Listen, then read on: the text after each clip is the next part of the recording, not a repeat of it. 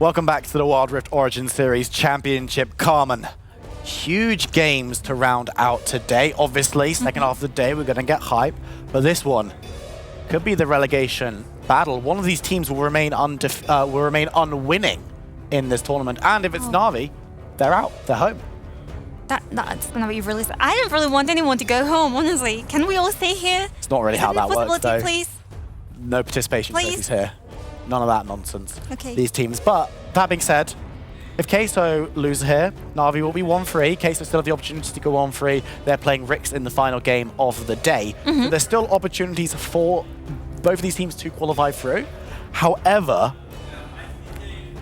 what can we say about these two teams? Because Carmen, Team Queso, let's start with them, because clearly you love them. You love your boys from Spain. I'm neutral here, okay? I'm from Spain. Wait, no. Are you saying you don't love Team Queso? I do. Is that what you're saying? I love Team Queso and I love Natus Ventura. Wow. Enough? Way to take a stance, bro. Okay, you take your stance. I love Go Unicorns ahead. Love. Don't miss your there shot. you go. I've taken my shot. I love Unicorns of Love. This is unbelievable. I love them more. And in any case, they're not playing now. What are you talking about? Okay. Let's take it back. Let's start with Team Queso. Yeah. For real this time. Talk me through. What do we want to see from them? What can they do to impress you? Because they are currently 0-2. What can they fix? For some reason, I'm looking at them as if they were going to answer for me. Well, they're not. They can't do the job. They're not going to swap with you. No. I'm just looking at them and thinking, what can these guys do to impress me to actually pull this off? Okay. First of all, I need you. Okay. First of all, we're just hearing them cheering them on. First thing that I want to see is them not falling behind and ended up 0-12 or being, stomped on. Yeah. And for Natus Ventura, what I want to see is more of what we saw last game, A little bit of more packiness, perhaps, a little bit of energy in there in the team fights that were quite inconclusive. I mean, the energy, you can hear it in the studio already. Both of these teams are massively up for this game. They're looking at each other, Will. Which is what we love. We love the interaction. We love the idea of these players coming through, being passionate and wanting to take the fight. Sorry, no zigs again, Carmen. Apologise for that one. Fiora also removed, a very, very strong split push champion. What are we expecting to see compositionally? Do you expect to see the Seraphine Sonar attempted again? I don't think it's going to happen. I mean, I wouldn't want to say it. But what if they draft something a little bit more around it? What if they actually get some damage on the top side? Sonar and Seraphine are 2 or out of 5 champions that you can pick. Yeah. So I do not trust it that much, but I do trust in Natus Ventura's ability to read and predict potential picks, and Camille is one of them. Yeah, Camille and Twisted Fate both off the table. We've seen success on those champions today, meaning that we're not going to see too much more of them. You've got to imagine the roaming, the damage, the Senna also removed. And also Twisted Fate. Magician, not going to be seen on the Rift anymore. We've seen him a little bit, but honestly, those wildcards weren't working that well. No. Not really landing where they should. I mean, he's a very, very good champion at the moment. Last game, we didn't see so much success when Snitch played it for Rix GG. Of course, they came out with the L on that one. We're going to have to see what the final ban is going to be. But so much power left on the table to be picked up on. My boy, the Crocodile. No! He's available! No, please! He's available! I'm sending a message out here now. Please, no! Darius is gone. That's not the Croc. Renekton. No. Hello! No, please, not again. We've seen Renekton in every single game. Be a little creative. A little, think a little bit out of the box. What else would you like to see instead? Okay, can I see Riven again? Oh, that's a decent shout. I'm moving on that one. Yeah. What about a Riven Renekton matchup in the top lane? Can I tempt you? No, you cannot. No, not you even can't. a little? No, you can't. I want to see something different in top lane finally, please. Let's break out of this meta of same champions. We want to see some teams that bring something different, riskier, original to the Rift. They're thinking about it. Very concentrated, by the way. We can see them right here in front of us. Really into the game, at least for most of them. First pick, Lee Sin. It is something I will expect in the hands of Leon in top lane, but we're not having Leon in this game. Let's leave Leon aside. Lee Sin for the angle here for Natus Ventura. Your face is saying it all. I don't know if I can see. It might be played. It could be played in top lane. It's very good in the jungle. That's where I prefer to see it. We've seen it a little bit in the top side. Valhalla might just be picking it so he can dash away from all of the camping. That's probably going to go on. Riven, Galio, you got your wish. Galio would love this champ. I didn't get around the map ask for a Galio. You asked for a Riven, though. Yeah, but you said you got this wish because I wanted Galio. I'm saying you got the wish because of the Riven. Yeah, Riven. Okay. Galio's cool too, though. You can't hate on Galio. I got my wish now. Wow, okay. Nami. Talk to me about Nami Lucian. I love Navi Lucian here. You've got F and Flow, which is going to allow you to either heal Lucian or cause damage on the enemy and also heal yourself. You got Bubble, which is always nice, Tidal Wave, just to drive the enemies away quite literally. And Lucian there with the cooling, so you throw Tidal Wave, you get the cooling from Lucian, it's all done. It's all done. It's all sorted. Ahri in the mid lane, damage coming on through. And you know what? What? We're seeing two compositions that look pretty spicy right now. Corki also going to be coming into the rotation, most likely going into that bot lane because we've already seen the Ahri, the Nine-Tail Fox, in the mid lane. What's Navi going to be putting in solo lanes? Could be Lucian, could be Lee Sin. They could go there. Yeah, but I'm picturing more of a Lucian Nami than the board lane. Nothing that's really out of the box, and it's not a plan involving Fresh, by the way. Or they don't want to pick Fresh here because they've already got Nami. Okay, we see the players are very excited, very enthusiastic about this game. So about Ahri and Corki, I really like these champions too. Ahri as an assassin. Ahri as an assassin doesn't even matter because we've got Aurelion Sol, the creator of the galaxy, within our lines right here, the voice of light. Now we out here really we need to bring in the big guns. We need the space dragon The big himself. dragons. And talking about big guns, is rock solid, is Malphite. I love what I'm seeing. I just love it. I love him too. Unstoppable Force coming in for the Rift. Last pick for Team Kezo, Kha'Zix. Yeah, I mean, makes sense. Gonna have that Riven in the top side. You've got the Ahri. It's gonna be Corki Galio down bot lane. Quite heavy AP damage bot lane.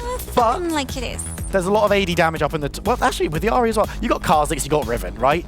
You've got damage coming through everywhere. My mild concern here is if you can get past the Galio, there's a lot of skill expression. We're going to go onto the Rift and see exactly what is going to go on between these two teams. But honestly, Navi's won my heart. Malphite Aurelion Sol coming on through.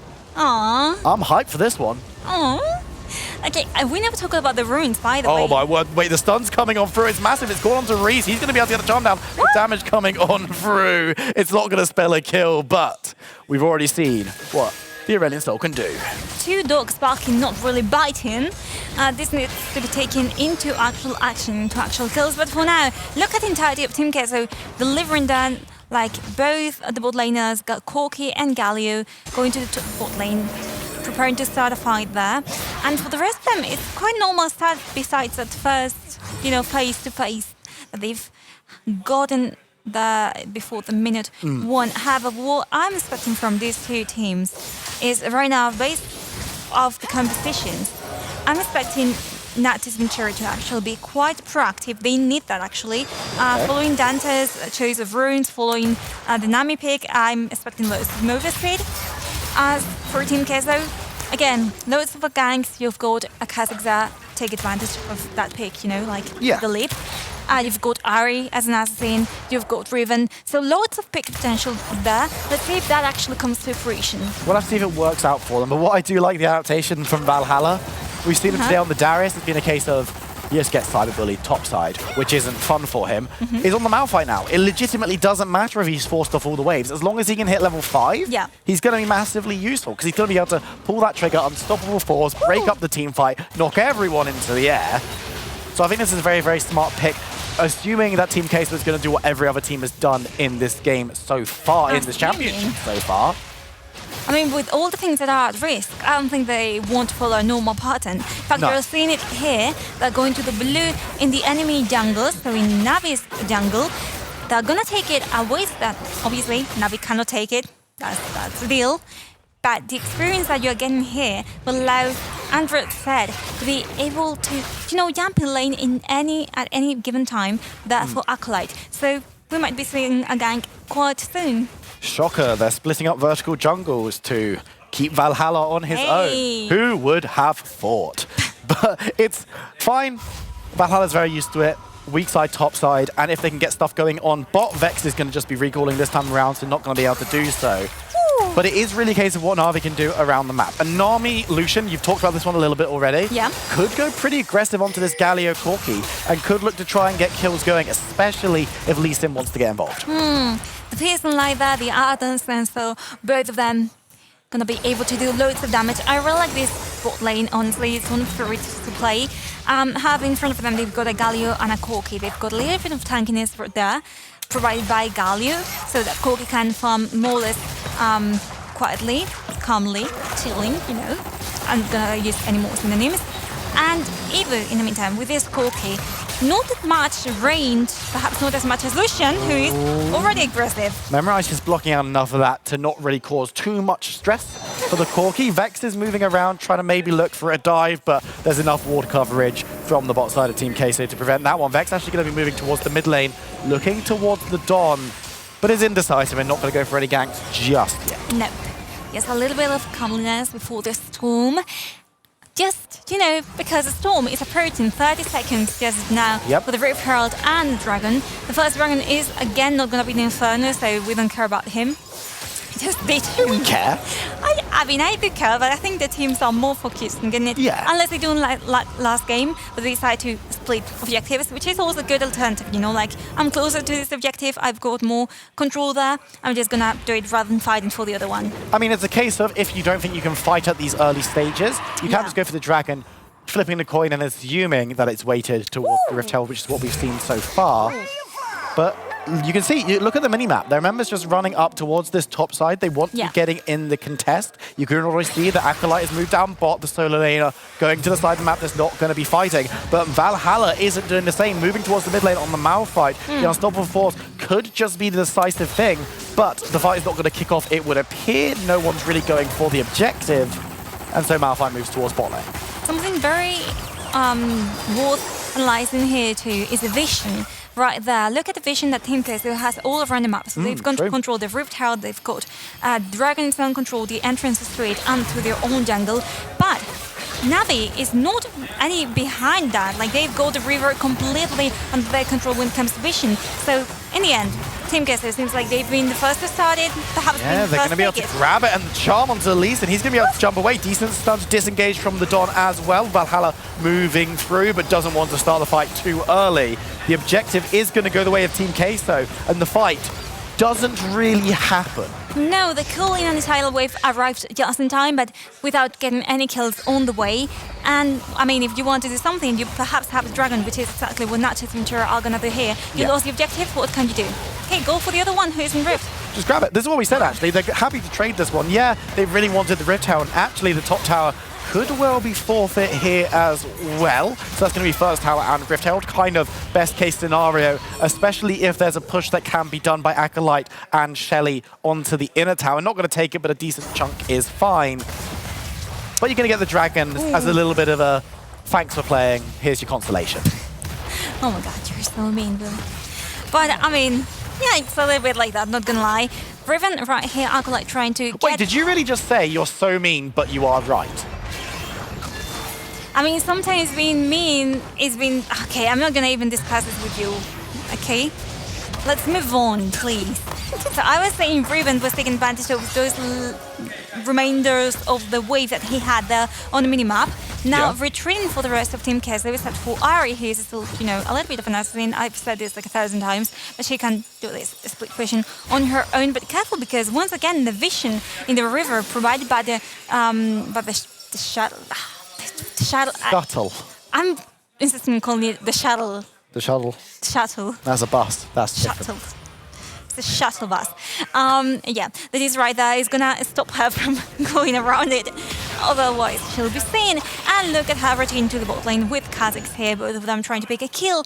Perhaps a tower. The wave is coming. It is arriving. It is a nice way to secure this one. I don't know if we've actually given full respect to how good Team Queso could be at making picks. They've got Ari, they've got Kha'Zix. That is a two-man Roman unit. But if anyone goes along, I know you said, but we need to reiterate it because they're looking for active reason. It's going to be outside way, nice jump to disengage, and now you can see the Galio coming on through. Vex is vexed and removed. Hydra coming on forward, Navi gets the voice, but it's not going to land onto anyone important as the culling comes on down, but it's just on the memorized on the Galio. He's made of stone, so doesn't really care. Looking to get the re-engage, but Hydra turns the damage around. The Don is low. Here comes Ebu. The damage is big as the double talk comes in. That's massive from memorized. Great all day as Dante falls away. Team Queso pick up a triple in the early stages and force towards the tower. Take another tower with them, shouting real loudly here. They're real excited. They were preventing they were preventing Lucian from, like, not preventing him, but encouraging him to, move farther, be risky, because at this point it would have been perfect for them to just retreat. We've gotten what we wanted, but it wasn't really ideal. They could keep on pushing, they decided to risk it, and look at them. Pretty close. For Team Queso here, they should be excited. If they win this game, they're through. Yeah, and Nati's Venturi is in a really bad position. Exactly. Hey, good positioning for me, and the replay right here being charmed. On one hand, Bex is gonna go down first, and as you can see here, the tidal wave doesn't really hit, which is a failure within itself. Galio's entrance really helps Team Queso. And look at that, Ivy approaching with a Corki right here. Valkyrie ready. Navi doesn't have anything to do. They get cornered, not even close to the tower.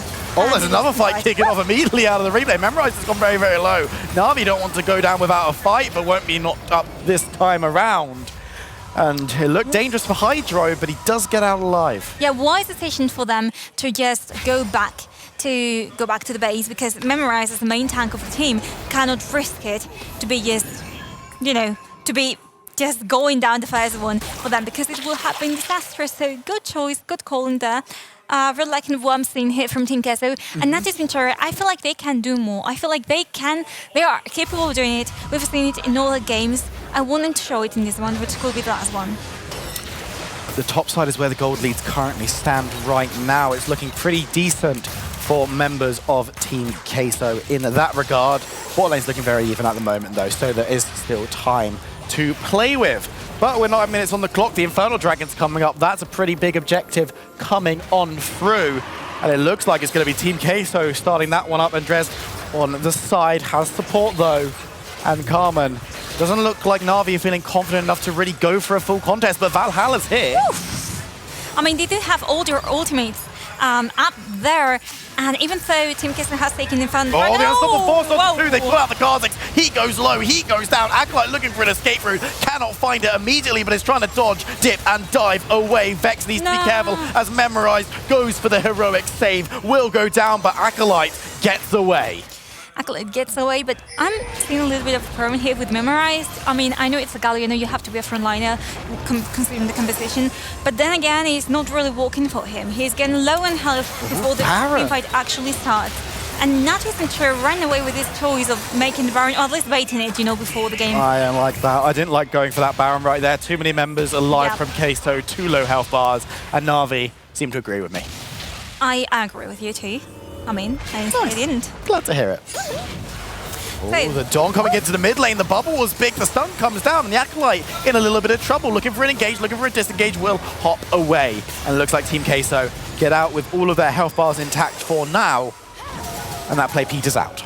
I mean, Nati's Ventura will focusing him Acolyte, who might be the one with the most difficult escape out of the entire team. Oh, the tidal wave doesn't hit. Yeah, everything missing there, so no one's able to get the pick off. But this is the fear that Ruiz can instill. Because if he jumps in, gets a charm, gets a full rotation, squishy members are dead. Hydro's dead. The Don might well be dead. Dante's definitely dead if it lands onto him. Obviously not the priority target, but removing him could be enough for them maybe not to take the Baron, but set things up. Set things up. A good, nice composition in there. I think they can definitely do it. I agree with you. Now the question again is, will they do it? Because we can just predict it, but we cannot really say if they are going to. Oh no, Valhalla! But this time he's Malphite, so the catch out does little. And Navi are rotating up towards Ruiz, towards Andres. He's hiding in the bush, and Navi not interested in going on a wild goose chase. They're going to back down the river towards the mid lane and just clear up some waves. I mean, that could be the next objective for Team Queso, right? Like, the tower is really low on health. Some of those were not close to words. Been thrown. They will be if I want them to, okay? In any case, Matt Perney. Yes. Yes. So usually Team Queso rotating towards the top lane a little bit. I think they were expecting Nati's Ventura to follow up with that, but they actually didn't. They are going to protect the mid lane tower at all costs.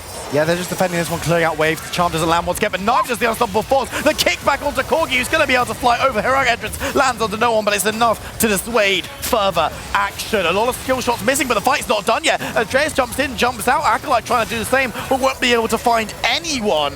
And Carmen It looks like it's going to be the Malphite in trouble, but the engage comes through from Memorize. Everyone's still alive. So many skill shots are missing this time around. Health bars are low, but they're not at 0. I mean, who cares about the health bars when the ones from towers are so low? True. No tower for this cohort of Team Kezo. 3 ones in front of the one that NAVI has. Hydro needs to be careful, getting danced on by Hydro. Ruiz is coming, so with the rest of Team Kezo, but Lucian's still alive for a second longer. Gets the damage, can't get the kill though, and Nami's cut down as well, trying to save her marksman. The stun coming from the Don is absolutely massive, but it just catches the Galio. Look, I don't care that they say Ruiz is the kind of one-trick pony because he always likes to play Ari. Okay. I think if it works, it works. If it works, it works. I mean, stop giving him, like... Just ban it. You know, stop giving Ruiz Ari. I'm just saying it because people are like, oh, they are so predictable, you know, like they always play Ari. We've got here the replay talking about playing. You can see here, if we're trying to get away, Dante is going to fall too because even though the bubble is there, look at it. They didn't have their ultimates available just yet, and the kills go down for them and up on the scoreboard for Team Kezo.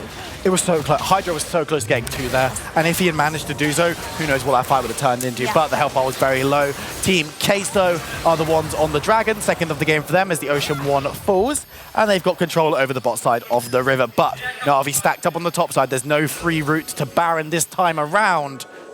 And it looks like no one's going to be able to go for that objective just yet. 14 minutes on the clock. Decent, but not amazing goal lead from Team Queso. This game feels like it might go the distance. It seems like it's 15 minutes in. Look at the itemization already. Black Cleaver, we've got Draktar, we've got... Whoa!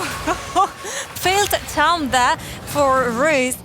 But let's see if they can escape because it's a kind of tricky That's situation. a big stun coming on through from the Don. And if he can catch one, Ruiz is forfeit. He's going to go down. Galio gets in and gets 4 members in the knockup, but he's all alone on the other side of the wall. And Memorize is a memory as he gets taken out. Acolyte, now the target. He's going to be focused through, tries to jump away. Will be able to do so for the time being. The Culling can't catch on, but there's so much damage and CZ coming out. Na'Vi don't care. It's 3 kills for the team out of Group B, and they're moving towards the Baron buff.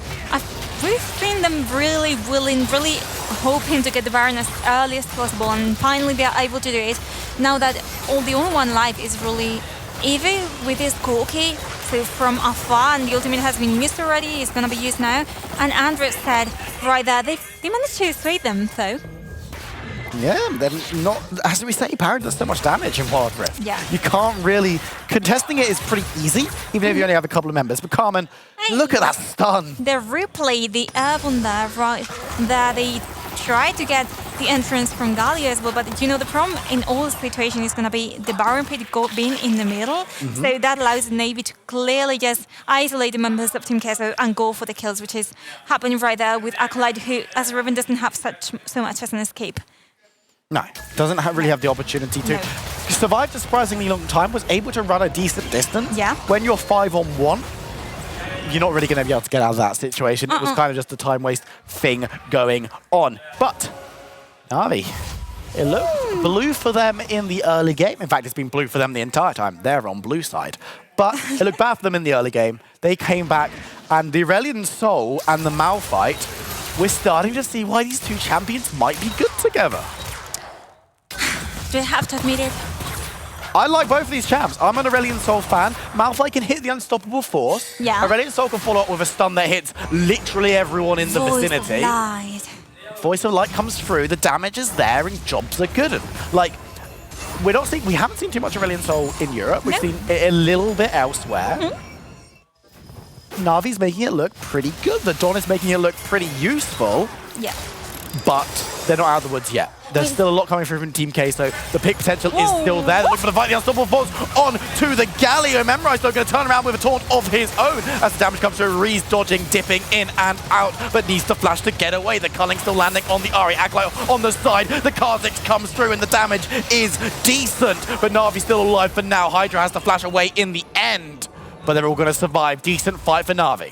I mean, the other one who doesn't survive is Memorized, but once again, the Galio, I'm starting to see this and that's an actual problem. Galio, once again, the only tanky champion here. Let's see first the replay. You can see here how the Yam, the tidal wave doesn't really hit. I mean, it uses serves his purpose to divide the enemy team, in this case Team Queso.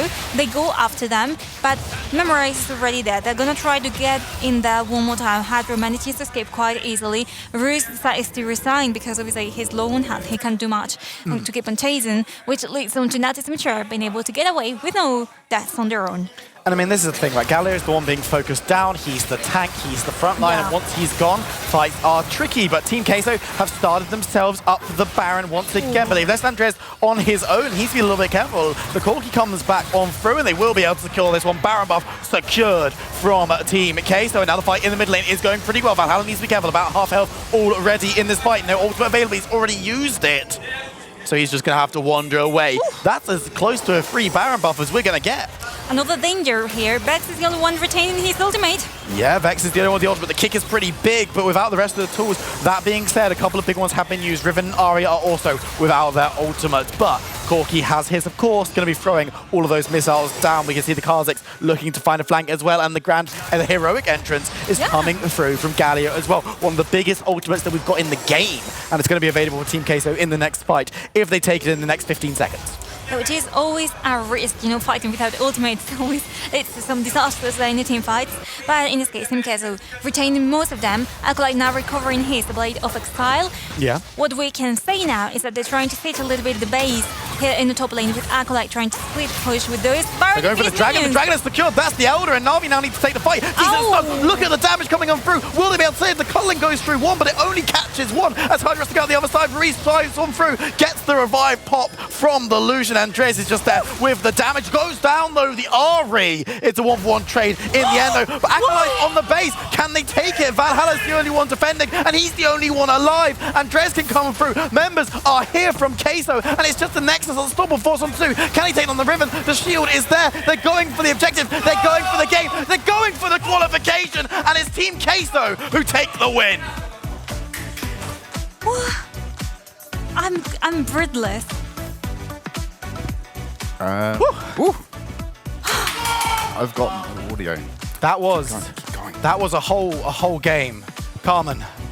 There was no bias. You predicted them to be taking the win, and I predicted them to be taking the win. It was touch and go. It was not easy for them. Some of these combinations that they had coming through, the Aurelion Soul Malphite made a couple of team fights look very, very good for Navi. But in the end, the Riven causing the pressure down into the bot side, they took the fight 4v5, but they had the objective, they had everything they needed.